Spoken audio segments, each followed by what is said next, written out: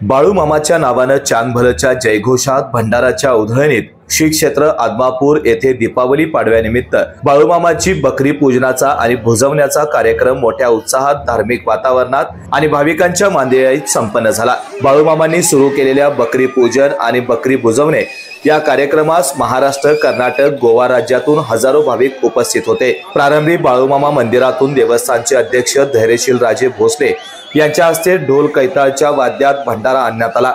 मरगुबाई मंदिर परिसरात बाळूमामांच्या बकऱ्यांची लेंड्यांची रास करण्यात आली। या राशीचे विधिवत पूजन करण्यात आले। विविध प्रकारच्या फुलांनी रास सजवण्यात आली होती। सभोवती गवळण्या घालण्यात आल्या होत्या। बाळूमामांच्या कळपातील प्रातिनिधिक स्वरूपात भुजवण्यासाठी बकरी आणण्यात आली। सुवासिनींनी बकऱ्यांचे पूजन केले। बाळूमामांच्या भंडाऱ्यांची राशीवर उधळण करण्यात आली। यावेळी दूध उतू जाण्याच्या कार्यक्रमाकडे सगळ्या भाविकांच्या नजरा लागून राहिल्या होत्या। ही प्रथा बाळूमामांनी चालू केली होती।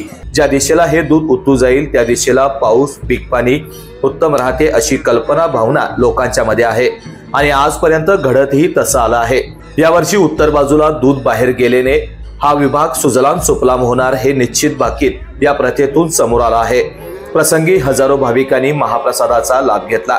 विविध जाती धर्मातील भक्तांनी आणलेला दिवाळीचा फराळ यावेळी भक्तांना वाटप करण्यात आला। सर्व धर्म समभावाची शिकवण देणारा आदमापूरची दिवाळी पाडवा यात्रा उत्साही वातावरणामध्ये संपन्न झाली। महाप्रसादाने कार्यक्रमाची सांगता करण्यात आली।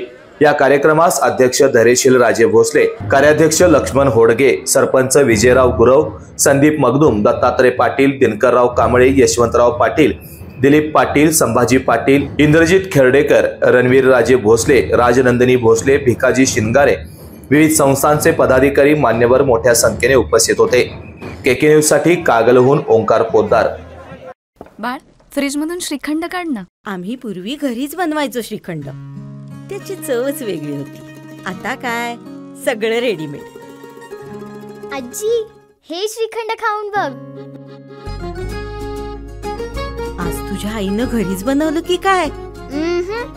हे आहे गोकुळचं श्रीखंड। अगदी जिभेवर रेंगाळणार। जिभेवरच नाही तर मनावरही रेंगाळणार। गोकुळ श्रीखंड, मनावर रेंगाळणार।